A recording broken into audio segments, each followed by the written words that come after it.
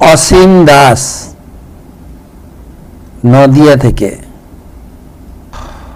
দণ্ডবত মহারাজ, প্রতিদিনই ক্লাসে একটা কথা অনেকবার শুনি আপনার শ্রীমুখ থেকে, সেটা হলো ভগবত সেবা এবং ভগবানের প্রেমময় সেবা। কৃপা করে ক্লাসে একটু আলোচনা করুন এই কথাটির একজন গৃহস্থের জীবনে ঠিক মানে কি। একজন গৃহস্থকে ভগবত সেবা ঠিকভাবে করতে হলে সারাদিন কি কি করতে হয়? অসীম দাস চাকদা, ধন্যবাদ প্রশ্ন করার জন্য। গৃহস্থ হোক অথবা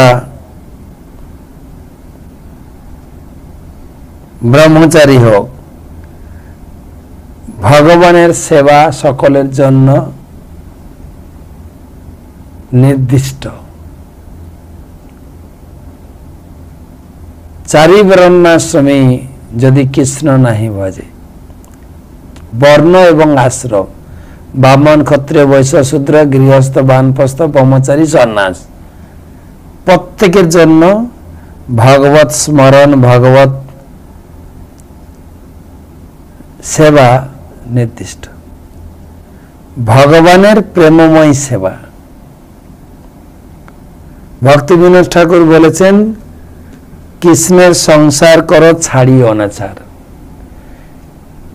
জীবনের চারটি পাপ কর্ম, চারটি অনাচার কাজ। আমিষ ভক্ষণ করবেন না, এটা হচ্ছে মহাপাপ। জুয়া খেলা, লটারি, এগুলো একদম করবেন না, এটাও একটা পাপ। নেশা, ছোট বড় যত, পান বিড়ি সিগারেট গুটখা মদ গাঁজা যে কোনো প্রকারের নেশা সব পরিত্যাগ। আর জুয়া বলেছি।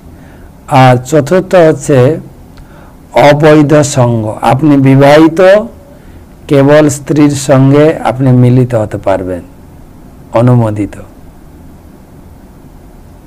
অন্য কোন স্ত্রীকে আপনি গ্রহণ করতে, অন্য স্ত্রী আমার মায়ের মতো, মাতৃবৎ সর্বদার। নিজের স্ত্রী ছাড়া সমস্ত স্ত্রী হচ্ছে মা। তো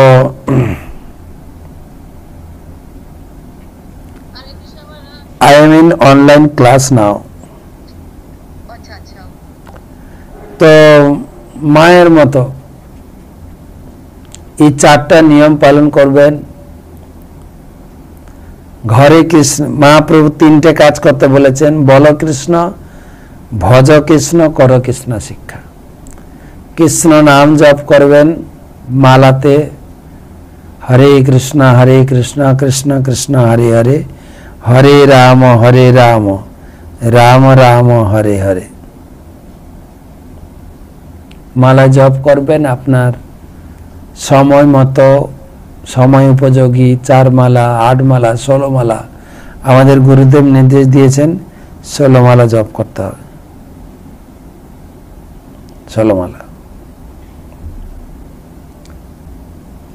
আর বল কৃষ্ণ, ভজ কৃষ্ণ, বাড়িতে কৃষ্ণ পূজা করবেন, যা খাবেন ভগবানকে নিবেদন করে খাবেন, ভগবানের প্রসাদ খাবেন। আর তৃতীয় কাজ হচ্ছে গীতা ভাগবতম সময় করে পড়বেন। এই 3টি কাজ। গৃহস্থ হই, আমি সন্ন্যাসী হই, আর ব্রহ্মচারী হই, সকলের জন্যই উদ্দিষ্ট। সংসারে সকলের সঙ্গে মিলেমিশে চলবেন, সবাইকে সাধ্যমতো এই 3টি কাজ করার জন্য অনুপ্রেরণা করবেন। ঠিক আছে। আরেকটা প্রশ্ন আছে মিতালি নন্দী অন্ডাল থেকে। আমার প্রশ্ন হলো, ব্রহ্মা কেন ক্ষুব্ধ হয়েছিল, যার জন্য বাবা ভোলানাথ ব্রহ্মার ভ্রুযুগল থেকে সৃষ্টি হয়েছিল? এই শ্লোক আমার মনে পড়ছে না, মহারাজ যদি দয়া করে বলো। তৃতীয় স্কন্ধে পাবেন প্রথমের দিকে, যখন ব্রহ্মা সৃষ্টি করছিলেন, তিনি চতুর্কুমারকে সৃষ্টি করেছেন। প্রথম 4 কুমার,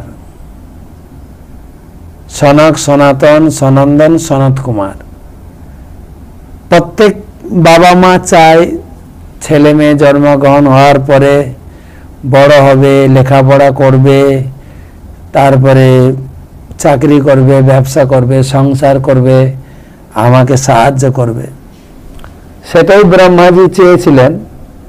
তার 4 পুত্র চতুর্কুমারকে বললেন, তোমরা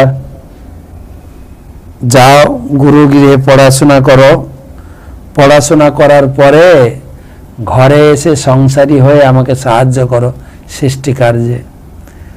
তারাও সরাসরি এটাকে ডিনাই করেছিল, বলছে না, আমরা যাচ্ছি তপস্যা করতে, গুরু গৃহে পড়াশোনা করতে, কিন্তু সংসারী আমরা হব না, আমরা কেবল ভগবানের নাম ধ্যানে মগ্ন থাকব। সেটা শুনে ব্রহ্মা মেনে নিতে পারেননি, এতটাই ক্ষুব্ধ হয়েছিলেন, আমি জন্ম দিয়েছি ব্রহ্মচারী হওয়ার জন্য। তখন তার সেই ক্রোধাবস্থায় এই ভ্রু যুগলের মাঝখান থেকে এক শিশু জন্মগ্রহণ করে, লোহিত বর্ণের শিশু। আর সেই শিশু কাঁদতে থাকে, রোদতি, সেই জন্য তার নাম রুদ্র।